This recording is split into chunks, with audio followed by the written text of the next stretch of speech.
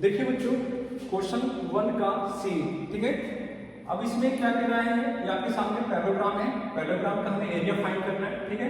तो जो कैसे करेंगे, पहले आप इसको समझिए ठीक से। ये पैरेललोग्राम है। पैरेललोग्राम में जो दो लाइन होती है, ठीक है, ये पैरेलल होती है। क्या होती है? पैरेलल। पैरेलल का मतलब क्या होता है? पैरेलल का मतलब क्या होता है कि इनका जो इन दोनों का जो डिस्टेंस होता है, इन दोनों का जो डिस्टेंस होता है ये इक्वल होता है। क्या होता है? इक्वल।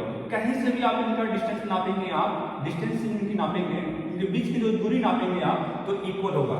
तो उसी को बोलते हैं पैरेललोग्राम। जैसे रेलवे ट्रैक है, रेलवे ट्रैक का जो आप देखो, ट्रेन जब जाती है तो उनकी जो ट्रैक है बिल्कुल पैरेलल होती है, टेढ़ा मेढ़ा नहीं होता है। अगर टेढ़ा मेढ़ा होगा तो ट्रेन क्या हो जाएगी? गिर जाएगी। तो इनकी जो दो लाइन या दो पटरी है उनकी बिल्कुल पैरेलल होती है। ओके, ऐसे पैरेललोग्राम के जो बीच का जो डिस्टेंस है वो क्या होता है?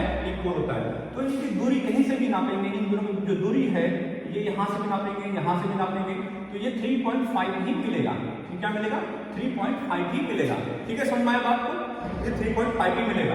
ओके, जैसे यहाँ पर आपको बुक में दिया है, इस तरह दिया है, बुक में क्या दिया? 3.5 सेंटीमीटर दिया है, बुक में दिया है 3.5 सेंटीमीटर। इसको डायग्राम में मत जाइए, ये डायग्राम ये हमें जानना है कि ए, ये बी और सी और डी है, ये क्या है? पैरेललोग्राम है। क्या है? पैरेललोग्राम। तो पैरेललोग्राम में कहीं से भी आप डिस्टेंस नापेंगे, कहीं से भी नापेंगे। अगर मान लीजिए सपोज दैट अगर ये डायग्राम ऐसे हो, यहाँ से भी आप इसका डिस्टेंस ले सकते हैं 3.5, ठीक है। 3.5 यहाँ से भी इसकी डिस्टेंस है, हाइट है इनके बीच की दूरी क्या है? हाइट है, ठीक है। तो डायग्राम में हमें जो हाइट है यहाँ से भी नापेंगे तो उतना ही आएगा, 3.5 आएगा।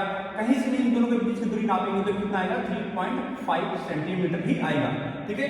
तो बच्चों आप कंफ्यूज मत होना कि ये आप जानो कि पैरेललोग्राम के जो बीच का जो डिस्टेंस होता है वो इक्वल होता है, कहीं से नापोगे, ठीक है।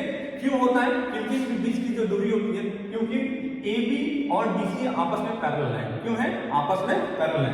तो ये देखो, ये जो डायग्राम दिया गया है ये आपको 90 डिग्री शो किया गया है और इसकी हाइट दिया गया है 3 सेंटीमीटर, ठीक है। तो आप समझो इसको, ठीक है, कि हम जानते हैं कि एरिया ऑफ पैरेललोग्राम क्या होता है? Half base into height.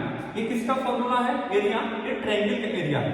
तो ट्रायंगल का एरिया आप कहोगे, मैं दो क्वेश्चन जो बताया हूं, मैं जो दो क्वेश्चन बताया हूं उसमें आपको इसमें डायगोनल की मदद से मैं बताया हूं। ये डायगोनल का वर्किंग क्या है?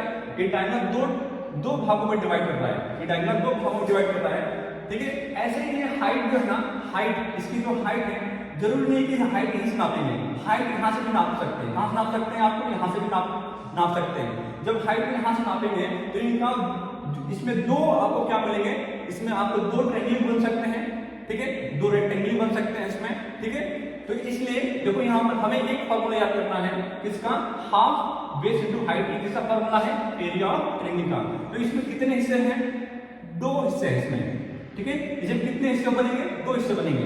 तो यहाँ 2 से मल्टीप्लाई कर देंगे तो ये कट गया, 2 से 2 कट जाएगा और यहाँ बचेगा बेस इनटू हाइट बच जाएगा।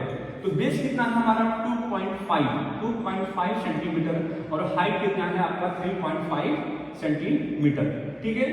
अब यहाँ देखिए, अब दोनों को मल्टीप्लाई करना है, 2.5 और 3.5 को, ठीक है।